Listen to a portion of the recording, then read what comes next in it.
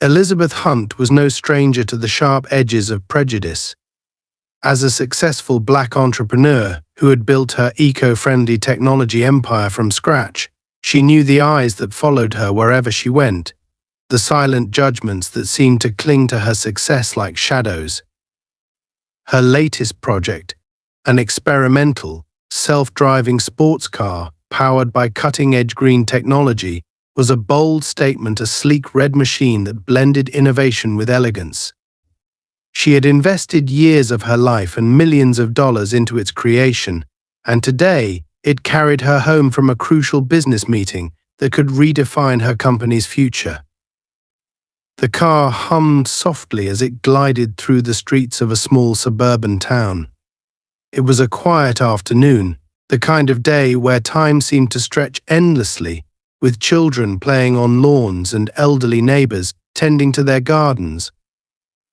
Elizabeth was heading back to her private estate, nestled on the outskirts of the town.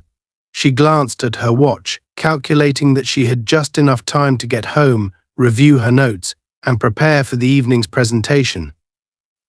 It was a simple plan, the kind she liked. Efficient, precise, and without any distractions. But simplicity wasn't in the cards for her today. Unbeknownst to Elizabeth, Officer Thomas Rain was on patrol nearby, circling the same neighborhood she was passing through.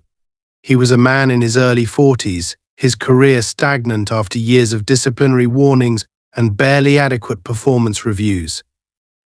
He had joined the police force with grand ambitions, envisioning himself as a hero of the community, but reality had dulled those dreams. Now, he saw the badge as a symbol of authority more than justice, a tool that allowed him to assert control in a world he believed was spiraling away from his grasp. He'd grown cynical, embittered, and quietly resentful of people who, in his mind, didn't fit into his community. When he spotted Elizabeth's car at a stoplight, his attention was instantly drawn. The polished crimson exterior gleamed under the sun, its aerodynamic design a sharp contrast to the modest sedans and pickup trucks of the town. It wasn't just the car that caught his eye, it was Elizabeth herself, sitting confidently in the driver's seat, her sharp business attire radiating authority. Something about the sight of her, a black woman in a car that exuded wealth and sophistication, lit a spark of suspicion in Thomas's mind. He didn't know who she was and he didn't care. In his eyes, she didn't belong here.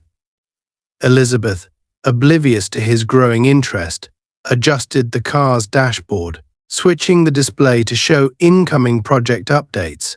She activated the vehicle's voice control, asking it to analyze the data she'd been sent earlier. The smooth, synthesized voice of the car replied, relaying the statistics she needed. It was a moment of calm efficiency, a reminder of why she loved her work. But as she waited at the red light, she noticed something odd in her rearview mirror. A police cruiser had pulled up behind her, its driver watching her intently. Her first instinct was to ignore it. She was no stranger to this kind of scrutiny. It wasn't the first time someone had assumed she didn't belong, and it wouldn't be the last.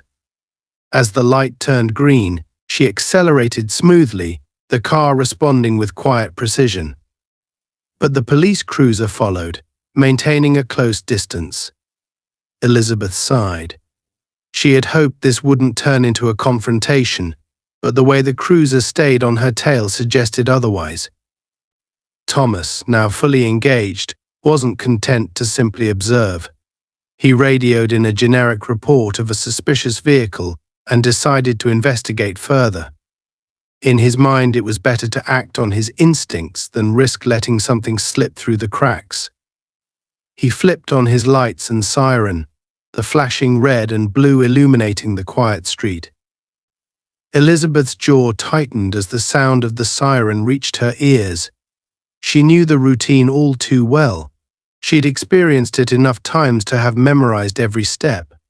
She pulled the car over to the side of the road, her movements deliberate and composed. As the car came to a stop, She deactivated the self-driving mode and prepared to face whatever was coming. Thomas stepped out of his cruiser, his posture stiff with authority. He adjusted his belt as he approached her car, his hand resting lightly on his holster. To him, every detail about this situation screamed out of place, from the high-tech vehicle to the confident demeanor of its driver. He didn't see Elizabeth as a business leader or an innovator. He saw someone who needed to be put in her place. Elizabeth rolled down her window as he reached her car. She looked up at him with a calm, neutral expression, her hands resting visibly on the steering wheel. "Good afternoon, officer," she said evenly. "Is there a problem?" Thomas ignored her polite tone. His eyes scanned the interior of the car, noting the sleek dashboard and the glowing interface that seemed more advanced than anything he'd ever seen. "License and registration," he barked, his voice sharp and clipped. Elizabeth arched an eyebrow. "May I ask what the issue is?" "I said license and registration," he repeated, his tone leaving no room for negotiation. Elizabeth complied, reaching into her bag and retrieving the requested documents. As she handed them over, she said, "This vehicle is fully compliant with all traffic regulations. If there's something specific you're concerned about, I'd be happy to clarify."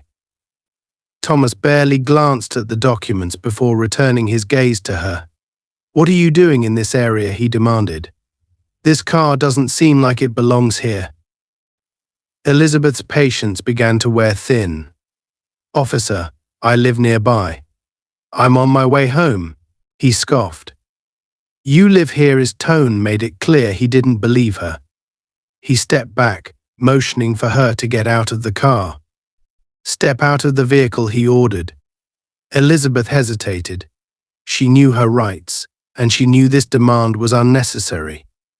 But she also knew that refusing could escalate the situation further. Taking a steadying breath, she opened the door and stepped out, her heels clicking softly against the pavement. She stood tall, meeting his gaze without flinching. Thomas felt a flicker of annoyance at her composed demeanor. He was used to people shrinking under his scrutiny, and the fact that she didn't intimidated him. Determined to assert his control, he walked around the car, inspecting it with exaggerated thoroughness. "What kind of car is this?" he asked, his tone accusatory. "I've never seen anything like it." "It's a prototype," Elizabeth replied calmly. "Part of my company's research into sustainable transportation." Her answer only fueled his suspicion. "Your company, huh? You expect me to believe that?" "I don't particularly care what you believe," she said, her voice steady but firm. Her words struck a nerve. Thomas straightened, his hand moving instinctively closer to his holster. "You're awfully confident for someone in this situation," he said coldly. Elizabeth didn't respond. She knew the game he was playing, and she refused to give him the satisfaction of reacting. Her silence only deepened his frustration. The tension between them crackled like electricity, setting the stage for a confrontation neither of them could have predicted. Thomas stood silently for a moment, the tension between them growing heavier by the second. Elizabeth's unwavering composure unsettled him more than any overt resistance ever could. He couldn't shake the feeling that she was hiding something big. His gut told him to press further, and his gut, as far as he was concerned, had never been wrong. He walked back toward his cruiser, holding her documents loosely in one hand, as if they were unimportant. Once inside, he radioed dispatch, keeping his voice low but firm. "I've got a suspicious individual here, possibly tied to illicit activity. High-tech vehicle, driver doesn't match the profile of someone who'd own it. I'm running a deeper check." Dispatch responded almost immediately. "Understood. Provide details when ready." Thomas leaned back in his seat, staring at the glowing interface of Elizabeth's car through the windshield. The vehicle itself was an anomaly far too advanced for this town, and in his mind, far too sophisticated for someone like her. His growing frustration fueled a rash decision. If she wasn't going to explain herself fully, then he'd dig into her background until he found something that justified his instincts. Elizabeth, standing by the car, watched him through narrowed eyes. She could feel the hostility radiating from him even as he sat inside his cruiser. She wasn't naive, she knew this was about more than her car. It always was. She glanced at her watch, calculating how much time she was losing to this farce, then took a deep breath. She wouldn't let this man rattle her. Not today. A few minutes later, Thomas stepped out of his vehicle and strode back toward her, his posture even more confrontational than before. "Ms. Hunt," he said, his tone laced with condescension, "there are some inconsistencies here." Elizabeth crossed her arms, meeting his gaze without flinching. "Inconsistencies," she repeated. "My documents are in order. What exactly are you looking for, officer?" Thomas smirked, holding up her license. "You might have paperwork for this car, but there's no proof that you didn't modify it illegally. A vehicle like this could easily be equipped with unconventional features, weapons, surveillance tech, maybe even something designed to interfere with law enforcement systems." Elizabeth's eyebrows shot up, and for the first time, a flicker of anger crossed her face. "Are you seriously accusing me of turning my car into a weapon? That's absurd." "Is it?" Thomas countered, taking a step closer to her. "You've been vague about why you're here. A car like this raises questions. It's my job to investigate."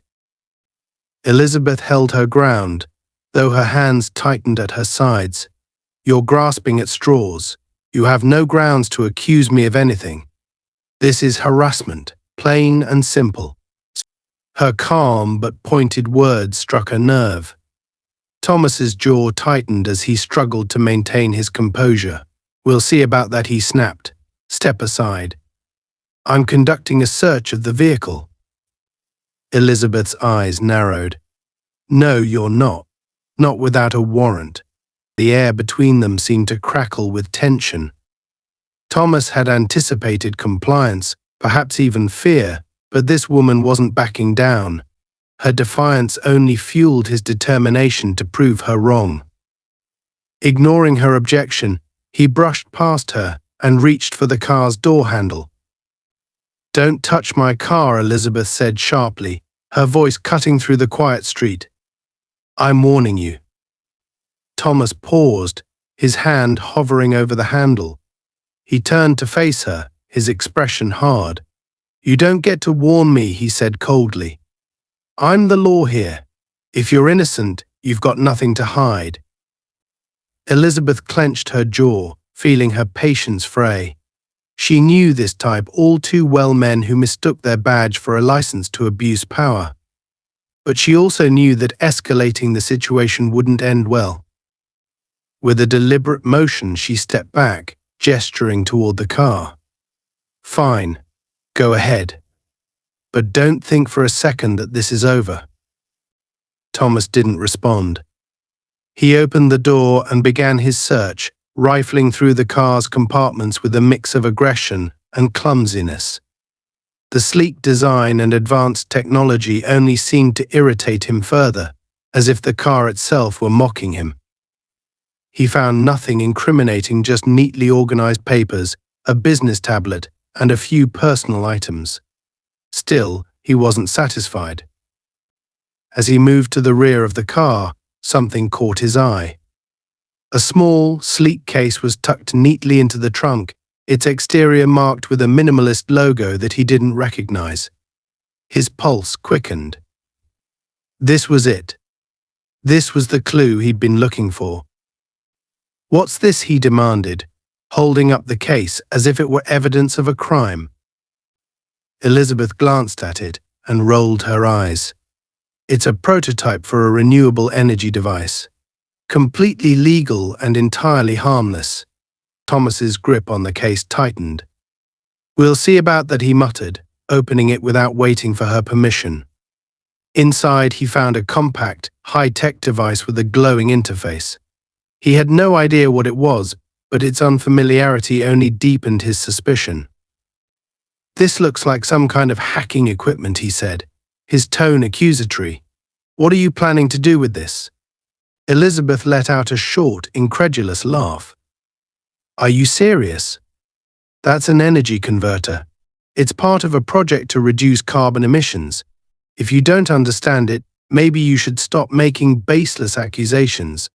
Thomas's face flushed with anger. He hated feeling out of his depth, and her tone, dismissive, almost mocking, was too much for him to tolerate. "Don't play games with me," he snapped, slamming the case shut. "You think you're untouchable because you drive a fancy car and use big words? Newsflash, that doesn't put you above the law."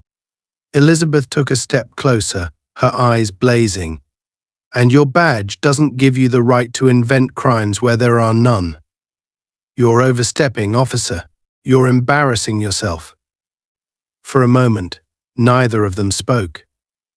The street seemed unnaturally quiet, as if the world were holding its breath. Thomas's hand drifted toward his holster, a reflexive motion born of years of training and too many moments of perceived defiance. Elizabeth noticed but didn't flinch. "Here's what's going to happen," she said, her voice low and steady. "You're going to close that trunk, hand me back my documents, and let me get on with my day. Or we can escalate this and see how far it gets you." Thomas stared at her, his mind racing. Part of him wanted to double down, to show her that he was in control.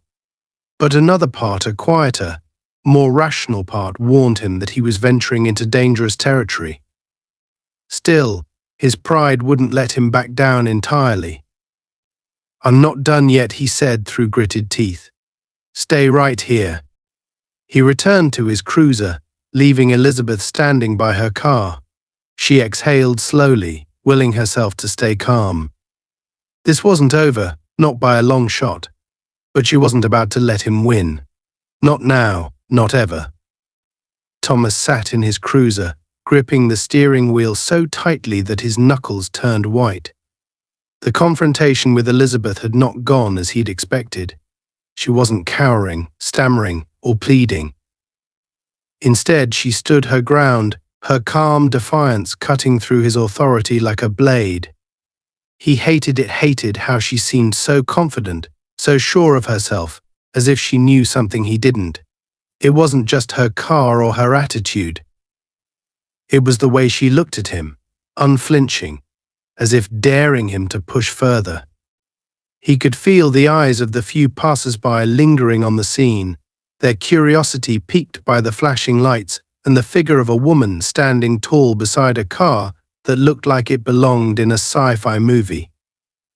He didn't like being scrutinized, especially not when his control over the situation felt like it was slipping. Something about Elizabeth unnerved him deeply, and he needed to reassert himself. He needed her to know who was in charge. Stepping out of his cruiser with forced composure, he walked back toward her, his expression hard and his stance stiff. "Ms.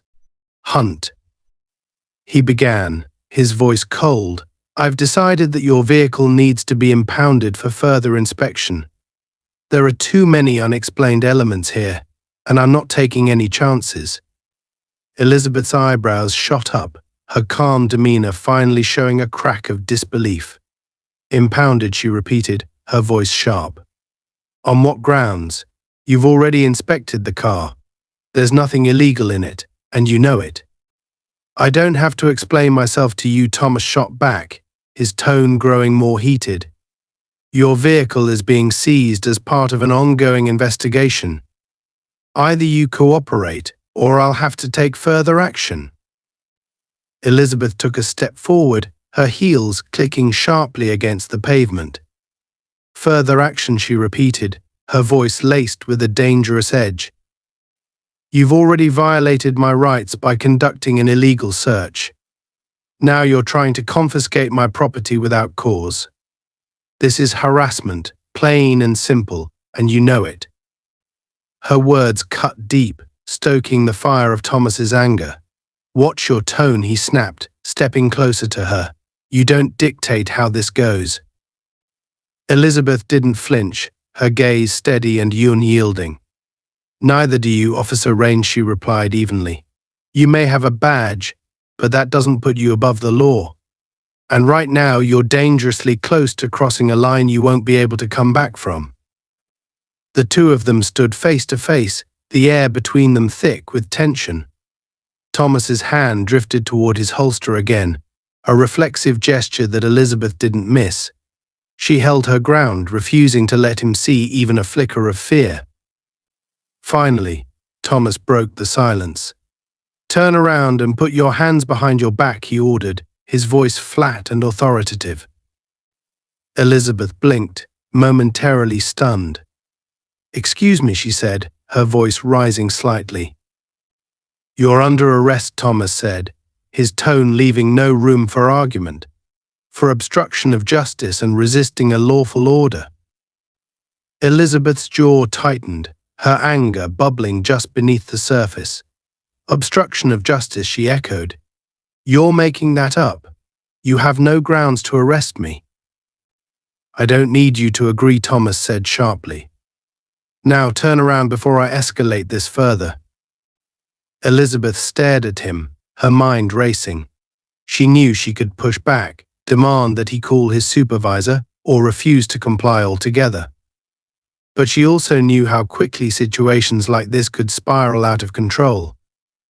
With a deep breath, she slowly turned around, her movements deliberate and measured. Thomas grabbed her wrist with unnecessary force, twisting her arm behind her back as he reached for his handcuffs.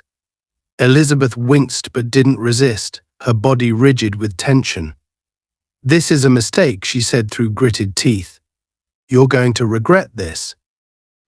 "Save it," Thomas muttered, snapping the cuffs onto her wrists with a harsh click. "You can explain yourself downtown." As he led her toward his cruiser, Elizabeth glanced over her shoulder, her eyes blazing with anger. "You think you're in control, but you're not," she said. "This won't end the way you think it will." Thomas ignored her, too consumed by his own sense of authority to hear the warning in her voice. He opened the back door of his cruiser and roughly guided her inside, slamming the door shut behind her. Elizabeth sat stiffly, her hands cuffed behind her, her mind racing as she calculated her next move. Back in the driver's seat, Thomas radioed for a tow truck to pick up Elizabeth's car. His voice was steady, but his hands trembled slightly as he gripped the microphone. He couldn't shake the feeling that he was losing control, that this situation was spiraling beyond his grasp. But he pushed the thought aside, convincing himself that he was doing the right thing. She'd challenged his authority, and now she'd face the consequences. Elizabeth, watching him through the plexiglass divider, felt a cold fury settle over her. She'd dealt with men like him before, men who mistook their power for invincibility. She knew how to handle them, how to navigate the labyrinth of systemic injustice they perpetuated. But this time it wasn't just about her. It was about sending a message, about showing him and anyone else watching that there were limits to what she would tolerate. The tow truck arrived within minutes, its flashing lights casting long shadows across the quiet street. Thomas stepped out to oversee the process, speaking briefly with the driver before turning his attention back to Elizabeth. He smirked as he watched her through the window, his confidence returning as he convinced himself that he'd won. "You'll have plenty of time to think about your attitude while we sort this out," he said smugly, his voice muffled through the glass. Elizabeth didn't respond. She simply stared at him, her expression unreadable. Inside, she was already planning her next move, her mind a whirlwind of strategy and determination. As the tow truck pulled away with her car, Thomas returned to the driver's seat and started the engine. The cruiser pulled onto the road, its sirens silent as it headed toward the station. Elizabeth remained silent, her gaze fixed on the passing scenery. She wasn't afraid. She wasn't defeated. She was simply waiting for the right moment, the right opportunity to turn the tables. Thomas, glancing at her in the rearview mirror, felt a pang of unease. Her silence was unsettling, her composure unnerving. He expected anger, fear, even tears. But instead, she sat there like a coiled spring, her presence filling the car with a tension he couldn't ignore. "Got nothing to say now," he said, trying to fill the silence. Elizabeth met his gaze in the mirror, her eyes cold and unyielding. "Oh, I have plenty to say," she replied calmly. "But I think I'll save it for someone who matters." Her words hit him like a slap, reigniting the anger he'd been trying to suppress. He tightened his grip on the wheel, his jaw clenching as he resisted the urge to respond. He wouldn't let her get under his skin. Not again. The cruiser pulled into the station's lot, the tires crunching against the gravel. Thomas parked and stepped out, opening the back door to retrieve Elizabeth. As he guided her into the station, he couldn't help but notice the curious glances from his colleagues. He ignored them, leading her to the booking area with a determined stride. Elizabeth, still composed despite the circumstances, looked around the station with sharp, assessing eyes. She took in every detail, noting the layout, the faces of the officers, and the subtle tension in the air. She wasn't just a woman under arrest. She was a strategist, gathering information and biding her time. Thomas, meanwhile, felt a growing sense of unease. He'd thought bringing her to the station would solidify his authority, but instead it felt like the walls were closing in. He couldn't shake the feeling that he was standing on the edge of a cliff, and the ground beneath him was crumbling. But he pushed the thought aside, clinging to the belief that he was in control. As he began the booking process, Elizabeth's calm voice cut through the tension like a blade. "I hope you're ready for the fallout, Officer Rain," she said evenly. "Because it's coming, and there's nothing you can do to stop it." Thomas didn't respond, but deep down he knew she was right.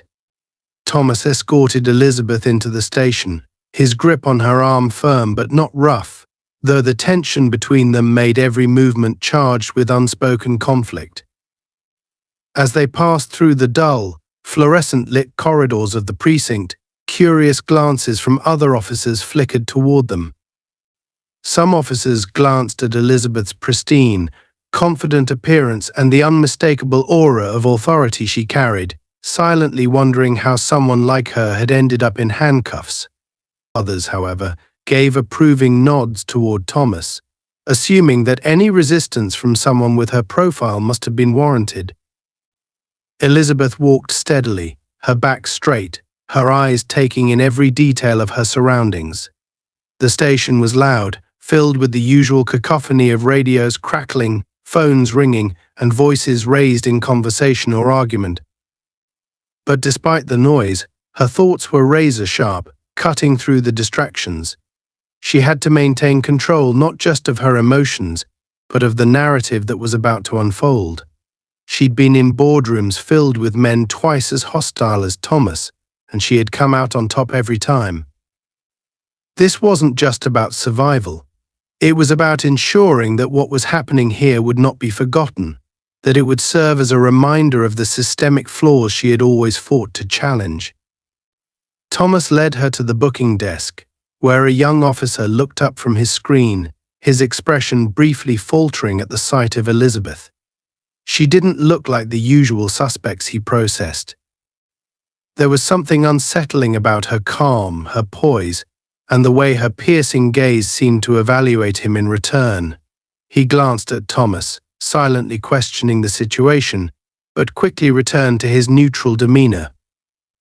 "Name," the officer asked, typing into the system. Thomas answered for her.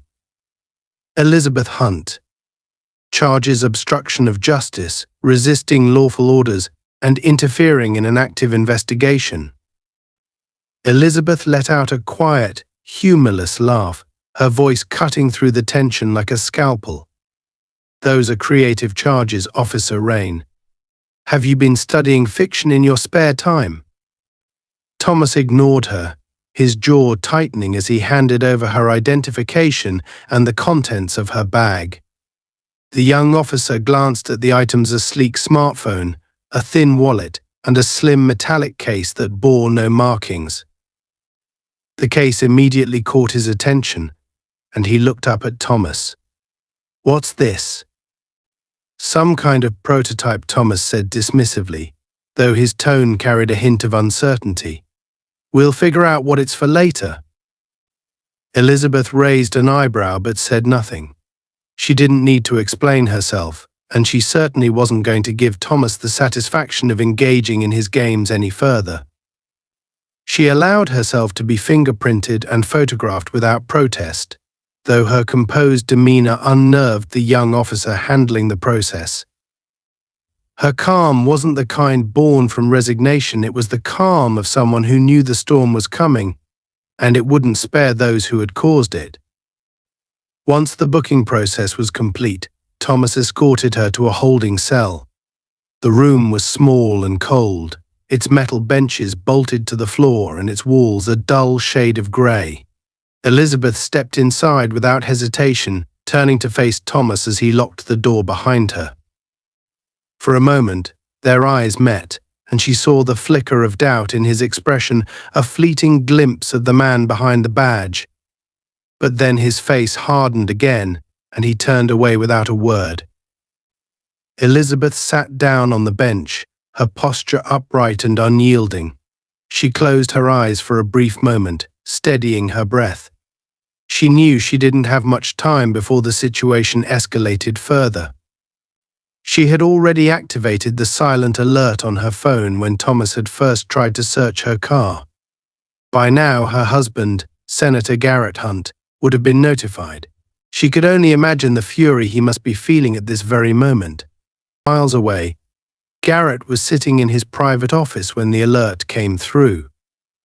A discreet vibration on his phone drew his attention, and his sharp brown eyes immediately scanned the screen. His wife's name appeared alongside a single word: emergency. He didn't need to read further. His mind raced as he stood abruptly, grabbing his suit jacket and dialing a number on his phone. "Director Ellis," he said into the receiver, his tone clipped. "I need an immediate report on the whereabouts of my wife. She's been detained, and I want every detail." The man on the other end of the line responded quickly. "Yes, Senator Hunt. I'll have the information within minutes." Garrett hung up and clenched his fists, his jaw tightening. This wasn't the first time Elizabeth had faced prejudice or undue scrutiny, but the idea of her being handcuffed and humiliated was intolerable. He thought of her standing tall against whatever indignity was being thrown her way, and a cold resolve settled over him. This wasn't just a personal affront, it was a challenge to everything he stood for. He would not let it go unanswered. Back at the precinct, Thomas was beginning to feel the first pangs of unease. He'd expected satisfaction, perhaps even a sense of accomplishment, after arresting Elizabeth. Instead, there was a gnawing anxiety in his chest that he couldn't shake. It wasn't just her composure that unsettled him, it was the way she had spoken to him, the certainty in her voice when she said he would regret his actions. He had dismissed her words at the time, but now they lingered, echoing in his mind. The unease deepened when his captain entered the room, his expression stern. Captain Harris was a veteran officer, known for his no-nonsense approach to leadership. He looked at Thomas with a mixture of curiosity and disapproval. "Rain," Harris said, crossing his arms. "I just got a call from dispatch. They told me you brought in someone named Elizabeth Hunt. Care to explain what's going on?" Thomas straightened his posture, trying to mask his nerves. "Yes, sir. The suspect was driving a suspicious vehicle and refused to comply with lawful orders. I had reason to believe." Harris held up a hand, cutting him off. "Stop. Don't waste my time with excuses. Do you know who Elizabeth Hunt is? Thomas blinked, confused by the question. She's the suspect in custody.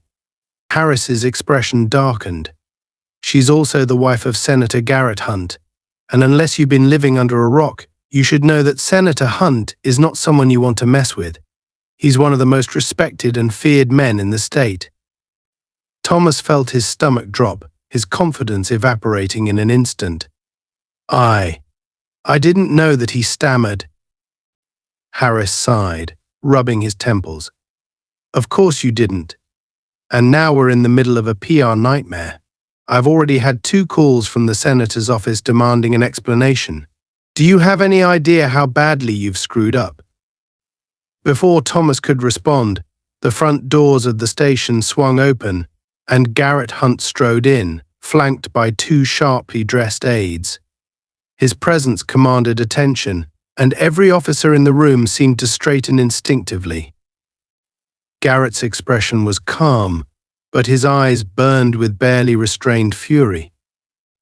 I want to see my wife, he said, his voice steady but firm. Harris stepped forward, his tone deferential. Senator Hunt, I assure you we're handling the situation. Save it, Garrett interrupted, his gaze fixed on Thomas. I don't care about your assurances. I care about the fact that my wife was arrested without cause and humiliated by one of your officers. Where is she? Harris gestured toward the holding cells, his discomfort evident. Right this way, Senator. Garrett didn't spare him a glance as he followed the captain toward the back of the station. When they reached Elizabeth's cell, Garrett's expression softened ever so slightly as their eyes met. Elizabeth stood, her posture still proud, as she walked to the door. Garrett, she said, her voice calm but edged with relief. Liz, he replied, his tone quiet but laced with determination. He turned to Harris. Open the door. Harris hesitated, glancing at Thomas, who stood frozen in the hallway. But the senator's glare left no room for debate. Harris nodded to one of the officers, who unlocked the cell and stepped back. Elizabeth stepped out, and Garrett immediately took her hands in his gaze searching hers. Are you all right? He asked softly. I'm fine, she said, her voice steady. But we're not done here. Garrett nodded, turning back to Harris and Thomas. No, he said coldly. We're just getting started. The atmosphere in the precinct shifted the moment Elizabeth stepped out of the holding cell. Her presence alone, combined with Garrett's unwavering authority, made the room feel heavier, the air sharper. Officers who had been casually observing from afar now busied themselves with paperwork or turned their backs, unwilling to meet the senator's fiery gaze. Thomas, standing rigid against the wall, felt like a cornered animal. He could feel the weight of his captain's disapproval and the silent, accusatory stares of his colleagues pressing down on him, but it was Garrett Hunt's eyes, piercing and unrelenting, that made him sweat. Elizabeth walked with quiet dignity, her chin high and her hands free now, the red marks from the cuffs faint but visible. Her heels clicked against the tiled floor, a deliberate rhythm that echoed with each step. Garrett stayed close, his jaw tight and his fists clenched, as if barely containing the storm brewing inside him. They reached the booking desk, where the young officer who had processed Elizabeth earlier now looked deeply uncomfortable, shifting nervously in his seat. Retrieve her belongings, Garrett demanded, his voice low but firm. There was no room for debate in his tone. The officer, fumbling slightly, reached into a drawer and placed Elizabeth's phone, wallet, and the sleek metal case on the counter. Garrett's eyes lingered on the case for a moment, his brow furrowing in recognition. Without touching it, he turned his attention to Captain Harris, who had followed them like a chastised schoolboy. Captain Garrett said, his voice sharp enough to make Harris flinch, I trust you've reviewed the events leading to my wife's unlawful arrest. I expect you'll provide an explanation for why one of your officers felt justified in detaining her without cause. Harris cleared his throat, his discomfort evident. Senator Hunt, I assure you this matter is being taken seriously. Officer Rain believed he had reasonable suspicion. Reasonable suspicion of what? Garrett interrupted, his tone icy. Driving while black. Owning a vehicle that's too expensive for someone who doesn't fit his narrow-minded idea of success. Thomas, still lingering near the wall, bristled at the remark. With all due respect, Senator, I acted based on what I saw. Her behavior. Garrett's voice rose, and he turned sharply to face Thomas, his imposing figure dwarfing the officer. What behavior exactly warranted an illegal search of her vehicle, physical manhandling and being thrown into a cell?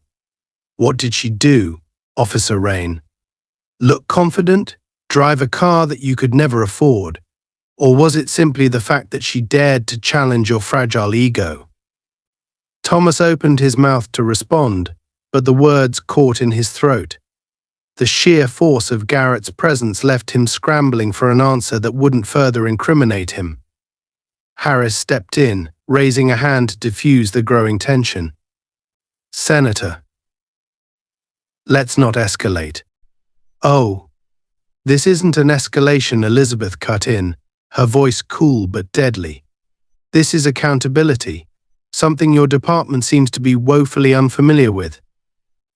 The room fell silent.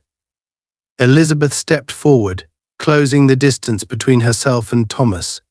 She stood directly in front of him now, forcing him to meet her gaze. Her voice was steady, but the anger simmering beneath the surface was palpable.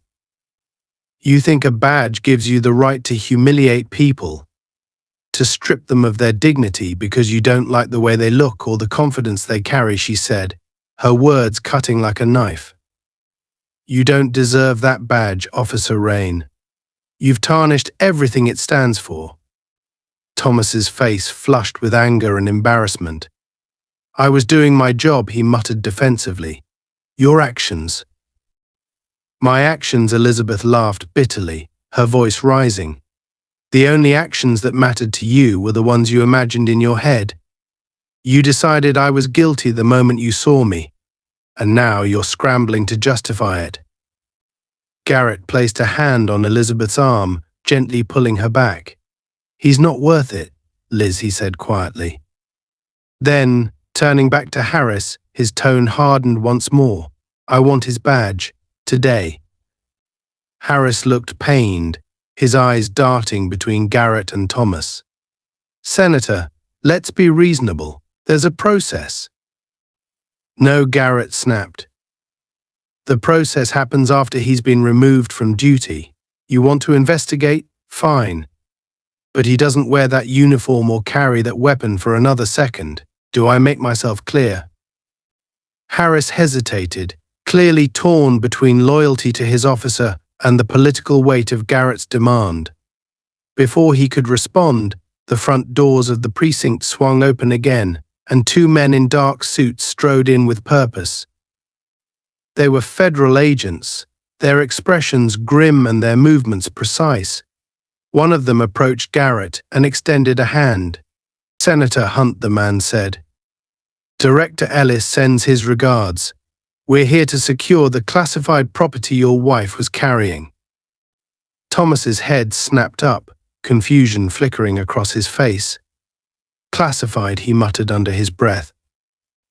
Garrett nodded curtly to the agent. The case contains a prototype energy converter under federal jurisdiction. My wife was transporting it as part of an ongoing government initiative. The room seemed to collectively hold its breath. Harris blinked in surprise, his gaze darting to the metal case on the counter. Wait, he said slowly. You're telling me that device is classified? Garrett interrupted. And your officer attempted to confiscate it without authorization. That alone is grounds for immediate suspension, not to mention the host of civil rights violations he's already committed. Thomas's heart pounded in his chest, as the weight of the situation began to sink in.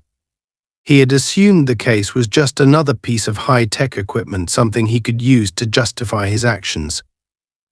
Now, it was clear that he had stepped into territory far beyond his understanding or authority. The federal agents approached the counter, carefully retrieving the metal case and verifying its contents. Once satisfied, they secured it in a protective container and nodded to Garrett. "We'll handle it from here, Senator. If you need anything further, you know how to reach us." Garrett inclined his head in acknowledgement, then turned back to Harris. "Now, Captain, about that badge." Harris sighed heavily, running a hand through his thinning hair. "Rain," he said reluctantly, "turn in your badge and weapon." Thomas's face twisted in disbelief. "You can't be serious." "Do it," Harris snapped, his patience finally wearing thin. "This isn't up for debate." With shaking hands, Thomas unpinned his badge and placed it on the counter, followed by his sidearm. The humiliation was written all over his face, and for the first time, he looked truly vulnerable. Elizabeth watched him with a mixture of anger and pity, her arms crossed and her expression unreadable. "This isn't over," Thomas muttered under his breath as he stepped back, his voice barely audible. "You're making a mistake." Garrett took a step forward, his towering presence silencing any further protests. "The only mistake here," he said coldly, "was thinking you could get away with this. You're lucky this ends with your badge and not a cell." Thomas didn't respond. He simply turned and walked out of the room, his shoulders slumped and his career in ruins. As the doors swung shut behind him, Garrett turned to Harris one last time. "I'll be filing formal complaints with the department and the mayor's office. Expect to hear from my lawyers." Harris nodded wearily. "Understood, Senator."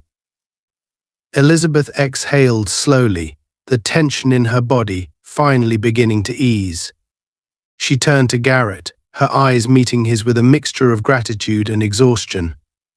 "Let's go home," she said quietly. Garrett placed a protective hand on her back, guiding her toward the exit. As they stepped into the sunlight outside, the weight of the ordeal began to lift, but both of them knew the fight wasn't over. This wasn't just about Elizabeth.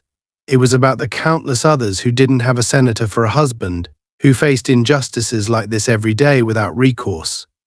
For Elizabeth and Garrett, this was just the beginning of a much larger battle, one they intended to win. Together. The precinct doors slammed shut behind them, but the storm brewing inside was far from over. Garrett guided Elizabeth toward their car, his hand firm yet gentle on her back. Despite the calm facade he maintained for her sake, his mind was racing. This wasn't just about clearing her name, this was about dismantling the arrogance of men like Thomas Rain and the system that allowed them to operate unchecked. Elizabeth walked beside him in silence, her poise unshaken, though Garrett could feel the weight of the ordeal pressing on her. He opened the passenger door for her, ensuring she was seated safely before walking around to the driver's side. "Are you okay?" Garrett asked as he started the car, his voice soft but edged with concern. Elizabeth turned to him, her eyes steady. "I'm fine," she said, though her voice carried the slightest tremor of exhaustion. "This isn't the first time I've had to deal with someone like him. It's just the first time it went this far." Garrett gripped the steering wheel tighter, his knuckles whitening. "It's the last time," he said with quiet determination. "I won't let this slide, Liz.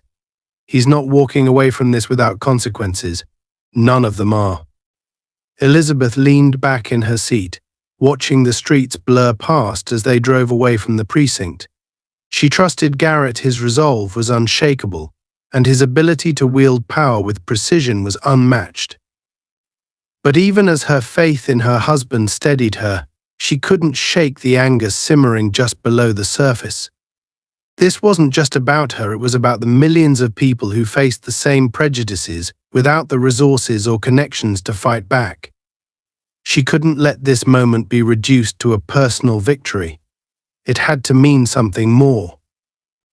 Back at the precinct, Captain Harris stood in his office, staring out the window at the parking lot where the senator's car had been parked moments earlier. His mind was in turmoil. The fallout from this incident was going to be catastrophic, and he knew it. His department was already under scrutiny for its handling of similar cases, and this situation with a high-profile victim and the involvement of federal agents was the kind of disaster that could end careers, his own included. Calm. Harris turned to Thomas, who sat slumped in a chair on the opposite side of the desk. The officer's face was pale, his eyes fixed on the floor, as if looking anywhere else might shatter what little composure he had left. "Do you have any idea what you've done?" Harris said, his voice low but laced with fury. "You didn't just arrest the wrong person. You arrested her. Do you understand who her husband is? What he's capable of?" Thomas finally looked up, his expression a mix of defiance and fear. "I was doing my job," he said, though his voice lacked the conviction it had earlier. She was acting suspicious. The car, Harris interrupted, his tone rising. "The car is a prototype for a federal project, you idiot. Do you know what would have happened if that device had been damaged? Or if those agents hadn't arrived in time to secure it? You've jeopardized not just this department, but this entire city." Thomas opened his mouth to protest, but Harris silenced him with a glare. "Save it," he said coldly. "You're done here." The senator made that clear, and frankly, I agree with him. Pack up your things and get out. Thomas's jaw tightened, but he didn't argue. He rose from the chair, his movements slow and heavy, and left the office without another word. Harris watched him go, his anger giving way to a weary resignation. This wasn't just about one bad officer. This was about a culture that had allowed men like Thomas to flourish, unchecked, for far too long. Meanwhile, Garrett and Elizabeth had returned to their home, a sprawling estate surrounded by tall trees that offered privacy from prying eyes. As the car rolled into the driveway, Elizabeth exhaled deeply, the tension in her body beginning to dissipate. Garrett parked and stepped out first, walking around to open her door. She accepted his hand as she climbed out, her movements graceful despite the long day. They walked inside, the familiar warmth of their home offering a sense of solace. Garrett immediately went to his study, dialing numbers and issuing instructions with the precision of a seasoned politician. He spoke with lawyers, activists, and allies in law enforcement, laying the groundwork for what would come next. Elizabeth watched him from the doorway, her arms crossed as she listened to his voice, steady and commanding. When he finally hung up, Garrett turned to her. "The lawyers are filing formal complaints as we speak," he said, "and I've contacted the mayor's office. There's going to be a full investigation into Rain and that precinct." Elizabeth nodded, her expression unreadable. "That's good," she said softly, "but it's not enough." Garrett frowned, stepping closer to her. "What do you mean?" Elizabeth met his gaze, her eyes blazing with conviction. "This can't just be about punishing one officer, Garrett. This is bigger than him, bigger than me. We need to make sure this doesn't happen again, not to anyone." Garrett placed his hands on her shoulders, his expression softening. "I know," he said, "and we will. But first we make sure you're safe." Elizabeth smiled faintly, her resolve unwavering. "I'm always safe with you," she said, "but safety isn't enough. Change is what we need. Real change." The next morning, headlines began to circulate about the incident. Despite Garrett's efforts to keep the situation contained, news of Elizabeth's wrongful arrest and the involvement of federal agents had leaked. It was everywhere on television, in newspapers, and across social media. The public response was immediate and overwhelming, with calls for accountability flooding the mayor's office and the police department. At the same time, Elizabeth and Garrett were busy planning their next steps. They reached out to community leaders and civil rights organizations, using the platform they'd been given to amplify the voices of those who had suffered similar injustices. Elizabeth gave a press conference later that day, her voice steady as she recounted the events and called for systemic reform. "This isn't just about me," she said, standing tall before a sea of cameras and microphones. "This is about a system that has failed too many for too long. It's about ensuring that no one, regardless of their race, gender, or background, has to endure what I did. And it's about holding those who abuse their power accountable." The press conference sent shockwaves through the city, galvanizing support from activists and lawmakers alike. The mayor announced an independent review of the precinct's practices, and Captain Harris was placed on administrative leave pending the outcome of the investigation. Thomas Rain, meanwhile, disappeared from public view, his career in ruins and his name forever tarnished. As the days passed, Elizabeth and Garrett continued their work, their shared determination driving them forward. They knew the fight for justice was far from over, but they also knew they were not alone. Their voices, joined by countless others, had sparked a movement that could not be silenced. For Elizabeth, the ordeal had been painful, humiliating, and infuriating. But it had also been a reminder of her strength and her ability to effect change. She had faced down injustice and emerged unbroken, her resolve sharper than ever. And with Garrett by her side, she knew they would continue to fight not just for themselves, but for everyone who had ever been silenced, dismissed, or oppressed. Together, they would ensure that the world they left behind was better than the one they had inherited. The fallout from the events at the precinct spread far and wide, casting ripples across the city and beyond. Thomas Rain, stripped of his badge and weapon, became the unwilling face of everything wrong with the system he had so staunchly believed in. The precinct issued a formal statement distancing itself from his actions, labeling him a lone bad actor, though the public saw through the hollow excuse. Thomas, now unemployed and publicly disgraced, sat alone in his small apartment, the blinds drawn to block out the world that had turned against him. He stared at the pile of unopened letters on his kitchen table, some from lawyers, others from former colleagues who wanted nothing to do with him anymore. The silence was oppressive, broken only by the faint hum of the refrigerator. On the television, a reporter was recounting the latest updates on the investigation into his conduct, but Thomas couldn't bring himself to look. He already knew what they were saying, that he'd become a cautionary tale, an emblem of unchecked bias and abuse of power. The world had moved on without him, and all that was left was the echo of his own mistakes. Across town, in the sleek halls of City Hall, Elizabeth and Garrett Hunt stood before a packed room of reporters and community leaders. Cameras flashed as Elizabeth stepped up to the podium, her expression calm but resolute.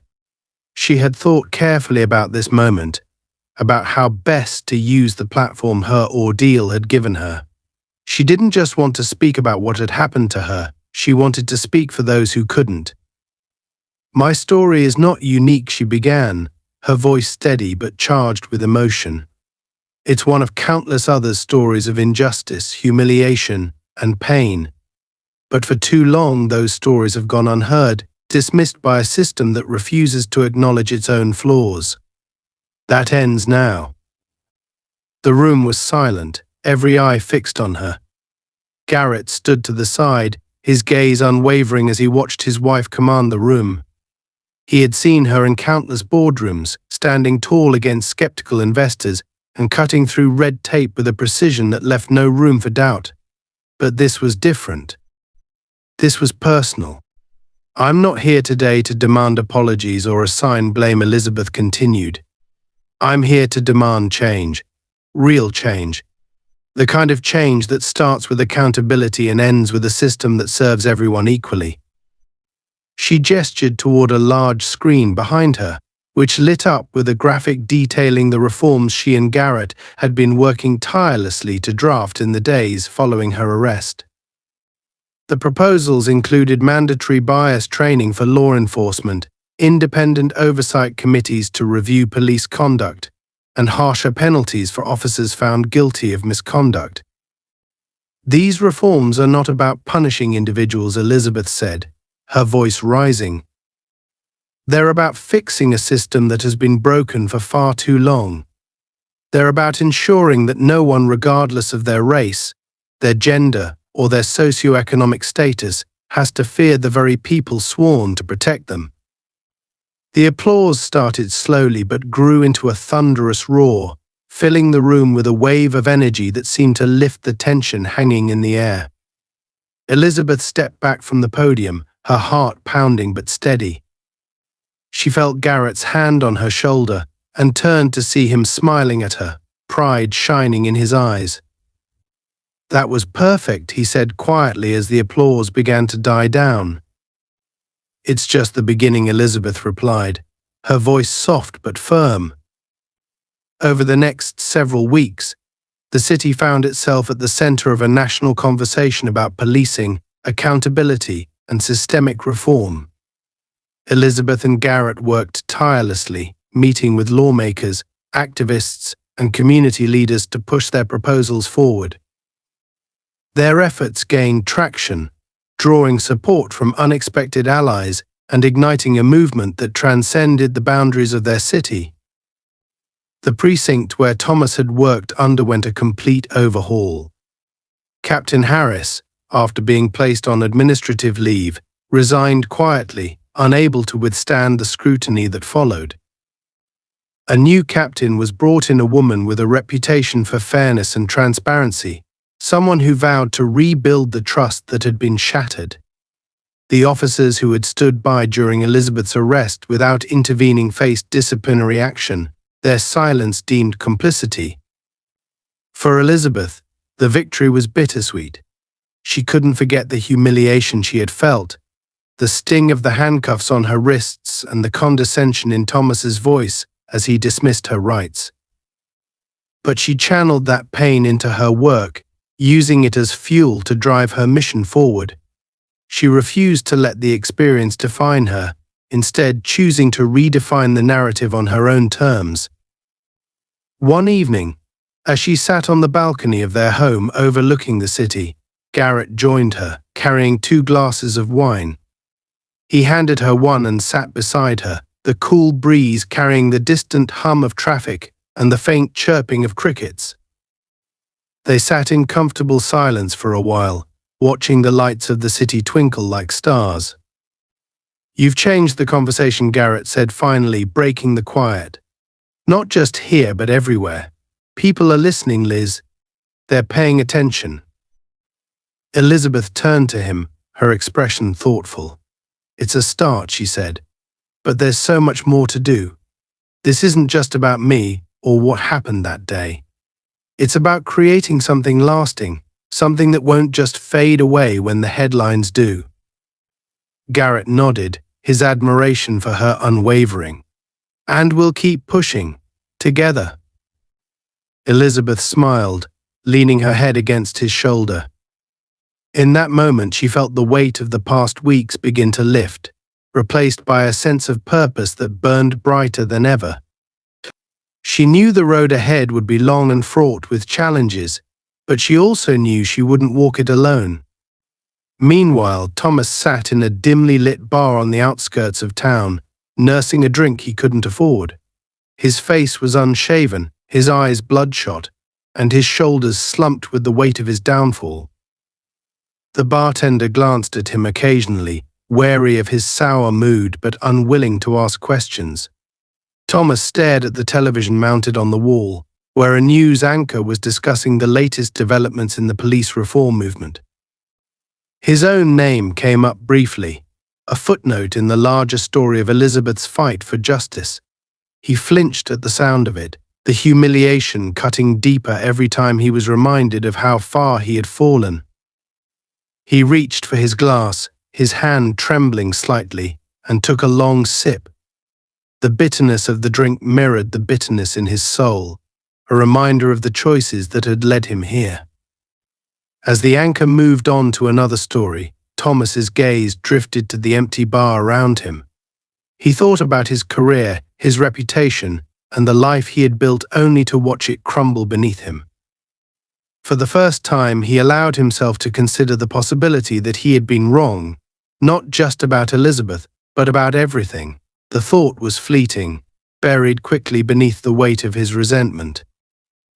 But it was there, a tiny seed of doubt that would either fester or grow, depending on what he chose to do next. Back at the Hunts' home, the night grew quieter as Elizabeth and Garrett remained on the balcony, their glasses empty and their conversation fading into comfortable silence. The city stretched out before them, vast and full of possibilities. For Elizabeth, the view was a reminder of how far they had come, and how far they still had to go. "This isn't the end," she said softly, more to herself than to Garrett. "No," he agreed, his voice steady. "It's just the beginning." And as the stars blinked above them and the city hummed with life, they sat together, ready to face whatever came next. They knew the fight for justice was far from over, but they also knew they had the strength to see it through. Together, they would keep pushing forward, turning pain into progress and hope into action. One battle at a time, they would build a better future, not just for themselves, but for everyone.